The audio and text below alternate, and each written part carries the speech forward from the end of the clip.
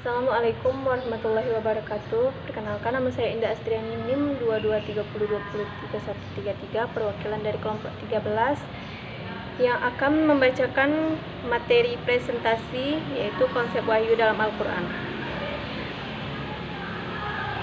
Poin pertama, definisi konsep wahyu dalam Al-Quran. 1. Definisi wahyu dalam Al-Quran. Al-Quran adalah kata masdar infinitif. Dia menunjukkan pada dua pengertian dasar, yaitu tersembunyi dan cepat. Oleh sebab itu dikatakan wahyu ialah informasi secara tersembunyi dan cepat yang khusus ditujukan kepada orang tertentu tanpa diketahui orang lain. Secara etimologi atau logawi, pengertian wahyu dapat dilihat dari ilham al-fitri li al-ihsan, ilham yang menjadi fitrah manusia, seperti wahyu terhadap ibu Nabi Musa. Ilham yang berupa naluri pada binatang, seperti wahyu kepada lebah. Isyarat yang cepat melalui isyarat, seperti isyarat Zakaria yang diceritakan Al-Quran. Bisikan setan untuk menghias yang buruk agar tampak indah dalam diri manusia. Apa yang disampaikan Allah kepada para malaikatnya berupa suatu perintah untuk dikerjakan. B. Secara terminologi, pengertian wahyu sebagai berikut. Muhammad Abdul Zarkani mendefinisikan wahyu sebagai pemberitahuan Allah Subhanahu wa Ta'ala kepada hambanya yang terpilih mengenai segala sesuatu yang ia kehendaki untuk dikemukakannya, baik berupa petunjuk maupun ilmu. Namun penyampaiannya dengan cara rahasia dan tersembunyi serta tidak terjadi dalam manusia biasa. Muhammad Abdu dalam risalah At-Tauhid mengatakan, wahyu adalah pengetahuan yang didapati seseorang dalam dirinya dengan suatu keyakinan bahwa pengetahuan itu datang dari Allah, baik dengan melalui perantara ataupun tidak. Hasbi al-Shidiki memberi pengertian wahyu sebagai penerima pembicaraan secara rohani. Kemudian pembicaraan itu berbentuk dan tertulis dalam hati. Wahyu merupakan limpahan ilmu yang dituangkan Allah ke dalam hati para nabi dan rasul. 2. Konsep wahyu menurut Al-Quran. Wahyu adalah tanzil atau munazal, diturunkan langsung, dalam artian apa yang diterima Nabi adalah murni sebagai firman Allah Subhanahu wa Ta'ala secara utuh. Tidak terkandung di dalamnya penafsiran dan pengalihan bahasa oleh malaikat atau oleh Nabi sendiri. Dari Allah Subhanahu wa Ta'ala sudah berbahasa Arab, bukan dialih bahasakan ke dalam bahasa Arab oleh Nabi Shallallahu alaihi wasallam. Oleh karenanya teks Al-Quran walaupun bagaimanapun tidak akan sama dengan teks buatan penyair ataupun jampi-jampi paranormal. Objek utama wahyu di dalam Al-Quran adalah Nabi Muhammad. Demikianlah kami telah mengutus kamu pada suatu umat yang sungguh telah berlalu beberapa umat sebelumnya. Upaya kamu membacakan kepada mereka Al-Quran yang kamu wahyukan kepadamu. Padahal mereka kafir kepada Tuhan yang Maha Pemurah. Katakanlah, dialah Tuhanku, tidak ada Tuhan selain Dia. Hanya kepadanya aku bertawakal dan hanya kepadanya aku bertaubat. B. Cara wahyu Allah turun kepada Rasulnya. Allah memberikan wahyu kepada para nabi dan rasul yang menjadi perantara dan ada yang tidak melalui perantara. Pertama, melalui Jibril, malaikat pembawa wahyu. Wahyu dan perantara malaikat Jibril inilah yang sering terjadi pada Nabi Muhammad SAW, karena Quran diturunkan dengan wahyu macam ini. Ada dua cara penyampaian wahyu oleh malaikat kepada Rasul. 2. Datangnya kepadanya suatu seperti dincingan lonceng dan suara yang amat kuat yang mempengaruhi faktor-faktor kesadaran, sehingga ia dengan segala kekuatan siap menerima pengaruh itu. Cara ini yang paling berat buat Rasul. Apabila wahyu yang turun kepada Rasulullah SAW dengan cara ini, maka ia mengumpulkan segala kekuatan kesadaran untuk menerima, menghafal dan memahaminya. Dan suatu itu mungkin sekali suara kepakan sayap-sayap para malaikat. Rasul merasa senang sekali mendengarkan dari utusan pembawa wahyu itu karena merasa seperti seorang manusia yang berhadapan dengan saudaranya sendiri. 1. Tanpa melalui perantara, di antaranya ialah mimpi yang benar dalam tidur. Yang kedua, mimpi yang benar di dalam tidur dari Aisyah radhiyallahu anha. Dia berkata, sesungguhnya apa-apa yang mula-mula terjadi bagi Rasulullah SAW adalah mimpi yang benar di waktu tidur. Yang ketiga, yang lain ialah kalam ilahi dari balik tabir tanpa melalui perantara yang demikian terjadi pada Nabi Musa SAW. C. Mukjizat Al-Quran. Pertama, Al-Quran sebagai mukjizat terbesar. Mukjizat menurut bahasa ialah suatu yang luar biasa, yang menyalahi kebiasaan. Dinampakkan Allah Subhanahu wa Ta'ala kepada seorang nabi untuk menyiratkan kenabiannya, dan manusia biasa tidak dapat berbuat seperti itu. Menurut Al-Jurjani, mukjizat ialah suatu yang luar biasa yang menyalahi kebiasaan, mengejar kepada kebaikan dan kebahagiaan, disertai dakwah kenabian bertujuan untuk menyampaikan kebenaran yang mendakwakan bahwa dia adalah seorang utusan dari Allah Subhanahu wa Ta'ala. Kemukjizatan Al-Quran pada dasarnya berpusat pada dua segi. Yang pertama, segi isi atau kandungan Al-Quran. Yang kedua, segi bahasa Al-Quran. Muhammad Ali Al-Sabuni mengatakan bahwa kemukjizatan Al-Quran dapat dilihat dari 10 aspek pokok, yaitu susunannya yang indah, yang berbeda dengan susunan yang ada di dalam bahasa Arab. Gaya bahasanya yang menarik, yang berbeda dengan gaya bahasa yang lain yang ada. Kepadatan isinya yang tidak mungkin dapat dibuat yang lain yang sama dengannya. Penetapan hukum yang mendalam dan lengkap yang tidak dapat dicapai oleh penetapan hukum yang dibuat oleh manusia. 5. Pemberitaannya tentang hal-hal yang gaib yang kesemuanya tidak diketahui kecuali melalui Al-Quran. Tidak bertentangan dengan ilmu-ilmu pengetahuan kealaman yang ada. Pelaksanaan terhadap janji dan ancaman yang diberikan Al-Quran. Pengetahuan yang dikandungkan mencakup pengetahuan hukum dan kauniyah. Memenuhi kebutuhan manusia, menimbulkan pengaruh di dalam hati manusia, baik pengikut maupun musuhnya. Al-Quran adalah mukjizat terbesar dari semua mukjizat nabi-nabi terdahulu, dan ia pun terbesar dari semua mukjizat Muhammad sendiri yang bersifat hissi atau nyata. Itulah wahyu samawi yang disampaikan kepada nabinya Al-Amin agar menjadi cahaya dan rahmat bagi alam semesta. Dia merupakan mukjizat Islam yang abadi sebagai saksi kebenaran Rasul, yang sekaligus membuktikan keagungan Islam dan kelanggengannya. Betapa menakjubkan rangkaian Al-Quran dan betapa indahnya susunannya. Tidak ada kontradiksi dan perbedaan di dalamnya. Padahal ia membeberkan banyak segi yang dicakupnya, seperti kisah dan nasihat, argumentasi, hikmah dan hukum, tuntutan dan peringatan, janji dan ancaman, kabar gembira dan berita duka, serta akhlak mulia, budi pekerti, perilaku baik, dan lain sebagainya. 2. Al-Quran sejalan dengan ilmu pengetahuan modern. Di antara segi kemukjizatan Al-Quran adalah adanya beberapa petunjuk yang detail mengenai sebagian ilmu pengetahuan umum yang telah ditentukan terlebih dahulu dalam Al-Quran sebelum ditentukan oleh ilmu pengetahuan modern.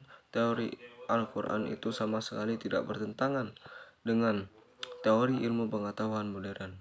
Al-Quran yang mulia itu bukanlah kitab ilmu alam, arsitek, dan fisika, melainkan kitab petunjuk atau pembimbing dan kitab undang-undang serta perbaikan ayat-ayat, tidak terlepas dari petunjuk yang detail. Kebenaran yang samar terhadap beberapa masalah alami, kedokteran, dan geografi yang kesemuanya menunjukkan kemujizatan Al-Quran serta kedudukannya sebagai wahyu dari Allah Subhanahu wa Ta'ala. Al-Quran bukanlah ciptaan Nabi Muhammad SAW karena beliau adalah seorang ummi, tidak bisa membaca dan menulis. Profesor Tabarroh dalam kitabnya Ruh al-Din al-Islami telah membahas masalah ini dengan baik, dan ia menguraikan sebagai kebenaran-kebenaran ilmiah dengan terperincinya, antara lain: 1. Meninggalnya alarm kosmos. Teori ilmiah modern telah membuktikan bahwa bumi adalah sebagian dari gas yang panas yang memisahkan diri dan mending membeku, kemudian menjadi tempat yang dapat dihuni manusia. Tentang kebenaran teori ini, mereka berargumentasi dengan adanya vulkano, benda-benda berapi yang berada dalam perut bumi, dan sewaktu-waktu bumi memuntahkan lahar atau benda-benda vulkano yang berapi. Teori modern ini sesuai dengan apa yang ditunjukkan Al-Quran dalam firman Allah Subhanahu wa Ta'ala sebagai berikut: dan apakah orang-orang kafir tidak mengetahui bahwasanya langit dan bumi itu keduanya dahulu adalah suatu yang padu. Kemudian kami pisahkan antara keduanya. Dan dari air kami jadikan segala sesuatu yang hidup. Maka mengapakah mereka tiada juga beriman? Al-Quran Surah Al-Anbiya ayat 30. 2. Asal kejadian kosmos. Seorang ahli astronomi bernama Jen mengatakan bahwa alam ini pada mulanya adalah gas yang berserakan secara teratur di angkasa luas, sedangkan kabut-kabut atau kumpulan-kumpulan kosmos itu terciptanya dari gas-gas tersebut yang memadat. Dr. Gamu berkata, sesungguhnya alam pada mula kejadiannya itu penuh dengan gas yang terbagi-bagi secara teratur, dan dari gas itulah timbul reaksi teori ini. Kita dapat penguatnya dalam Al-Quran. Seandainya Al-Quran tidak memberitahukan hal itu, tentu kita tidak langsung membenarkan teori ini. Kemudian dia menuju kepada pencipta langit dan bumi.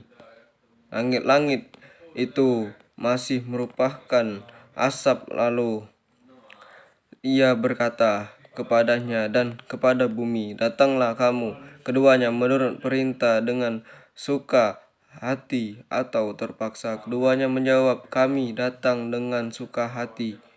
1. Pembagian atom. Anggapan yang telah berurut akar sampai dengan abad ke adalah bahwa atom merupakan bagian terkecil dari semua unsur. Atom tidak bisa dibagi-bagi, namun anggapan ini tidak berlaku lagi karena para cendekiawan telah mencurahkan perhatiannya terhadap masalah ini, dan mereka berpendapat bahwa atom mengundang unsur-unsur lebih baik kecil, yaitu proton, neutron, dan elektron. Dan perantaran pembagian ini, mereka dapat menciptakan bom atom dan bom hidrogen. Nauzubillah. Sehingga menyebabkan terjadinya kehancuran yang fatal disebabkan oleh kejahatan iblis yang memberitahukan tentang atom. 2. Berkurangnya oksigen zat asam. Sejak ditemukannya pesawat terbang, para cendekiawan menemukan gejala alamiah bahwa manusia yang berada dalam ketinggian tertentu akan mengalami kekurangan oksigen. Ketika itulah akan merasakan sempitannya dada dan sulit untuk bernapas. Kekurangan oksigen. Ketika itu ia akan merasakan sempitnya dada dan sulit untuk bernapas, sehingga ia merasa tercekik. Itulah sebab kru pesawat memberikan pengumuman kepada para penumpangnya untuk menggunakan oksigen buatan apabila pesawat berada pada ketinggian lebih dari 35.000 kaki. Gejala ilmiah ini telah ditunjukkan oleh Al-Quran sebelum diciptakannya penerbangan sebelum 14 abad yaitu lalu. Memperhatikan firman Allah Subhanahu wa ta'ala. Pertama, sebagian ulama mengatakan bahwa Al-Quran adalah kitab suci Allah Subhanahu wa ta'ala yang lengkap dan sempurna. Itu mengandung 3 pokok ajaran, yaitu 1. Ajaran keimanan, 2. Ajaran akhlak budi pekerti, 3. Ajaran berbagai rupa hukum yang bersangkutan dengan pergaulan hidup masyarakat Bani Insan di dunia. Ada juga sebagian ulama yang lain mengatakan bahwa Al-Quran itu mengandung 2 pokok peraturan, yaitu A. Peraturan yang mengatur hubungan manusia dengan Tuhan, inilah disebut ibadah. B. Peraturan yang mengatur hubungan manusia dengan alam semesta termasuk manusia, hewan, dan benda-benda lainnya, inilah yang disebut muamalah. kandungan atau isi Al-Quran yang bernama ibadah yang bernama muamalah ini. Kedua-duanya apabila diamalkan dengan sesungguhnya, ia sanggup membawa manusia kepada kemajuan dan kesejahteraan atau kebahagiaan hidup lahir dan batin dunia akhirat. Dalam masalah akidah, Al-Quran mengajak pada akidah yang suci dan tinggi, jelaskan terang. Tiangnya adalah keimanan kepada Allah Subhanahu wa taala Maha Agung dan kemahanan kepada semua nabi dan rasul serta mempercayai semua kitab samawi sebagai relasi dari firman Allah Subhanahu wa taala. Tokoh-tokoh pendekatannya memberikan hak yang menjadi milik Allah Subhanahu wa taala semata, yang berupa perundangan, penerapan hukum halal dan haram. Mereka menganggap bahwa anak Tuhan disalib untuk menyelamatkan manusia dan kesalahan dan mensucikan dari dosa. Yang lebih anehnya lagi, bahwa kebanyakan manusia bertanggapan bahwa Isa bin Maryam adalah Allah yang turun ke bumi dalam bentuk manusia, dan banyak lagi kebatilan-batilan serta kehinaan-kehinaan lain yang mereka nisbatkan kepada Allah Subhanahu wa taala, sebagaimana Allah berfirman, Maha suci Allah dan Maha tinggi Dia dari segala yang mereka katakan dengan ketinggian yang sebesar-besarnya. Al-Quran Surah Al-Isra ayat 43. Perhatikan sejauh mana perbedaan jurang pemisah antara hak yang didatangkan Al-Quran dan kebatilan yang dibawa mereka. Al-Quran tidak menganggap cukup dengan menampilkan kebatilan-kebatilan dan berita-berita tentang penyelewengan ahli kitab itu saja, tetapi juga membantah mereka dengan argumen-argumen yang jelas dan dalil-dalil yang mematikan. Cobalah camkan firman Allah yang ditunjukkan kepada ahli kitab golong Nasrani dalam firman Al-Quran telah menjelaskan perubahan atau penyelewengan terjadi di kalangan ahli kitab Taurat dan Injil. Kemudian Al-Quran menerangkan kedatangan seseorang utusan Muhammad SAW untuk memperbaiki pusat dusta yang dilakukan ahli kitab serta menjelaskan ayat-ayat Al-Quran yang dirahasiakan mereka dalam kitab Taurat dan Injil. Hai ahli kitab, sesungguhnya telah datang kepadamu Rasul kami menjelaskan kepadamu banyak dari isi kitab yang kamu sembunyikan dan banyak pula yang dibiarkannya. Sesungguhnya telah datang kepadamu cahaya dari Allah dan kitab yang menerangkan. Dengan kitab itulah Allah menunjuki orang-orang yang mengikuti keridhoannya ke jalan keselamatan, dan dengan kitab itu pula Allah mengeluarkan orang-orang itu dari gelap gulita kepada cahaya yang terang benderang dengan seizinnya dan menunjuki mereka ke jalan yang lurus. Al-Quran Surah Al-Maidah ayat 15-16. Dari ayat-ayat Al-Quran yang telah disebutkan nampak jelas sekali bahwa Al-Quran datang memenuhi segala kebutuhan manusia yang berpedoman kepadanya pada setiap tempat, masa dan keadaan, di samping berfungsi untuk menyempurnakan kitab-kitab suci sebelumnya Taurat, Zabur, dan Injil. Dari uraian di atas dapat disimpulkan bahwa fungsi kedudukan Al-Quran terhadap kitab-kitab sebelumnya antara lain ialah menyempurnakan ajaran-ajaran yang ada di dalam kitab suci sebelum dan meluruskan penyimpangan akidah-akidah, ajaran-ajaran yang telah diselewengkan oleh para pengikut nabi-nabi sebelumnya dengan menyampaikan petunjuk dan bimbingannya sebagai berikut. 1. Perbaikan akidah, akhlak, dan ibadah. 2. Perbaikan individu dan masyarakat. 3. Perbaikan hukum dan politik. 4. Perbaikan urusan keuangan. 5. Perbaikan urusan perang. 6. Perbaikan kebudayaan ilmiah. 7. Membebaskan akal dan pikiran dari segala macam khurafat. Demikian pokok-pokok pikiran tentang Al-Quran sebagai mukjizat terbesar yang dapat penulis sampaikan, yang dapat disimpulkan dan sebagai berikut. Pertama, Al-Quran sebagai mukjizat terbesar maksudnya adalah karena Al-Quran kekal abadi. Mukjizat-mukjizatnya yang pernah diberikan Allah Subhanahu wa taala kepada rasul-rasulnya sudah berlalu dan tidak lagi dapat dilihat dan menghayatinya.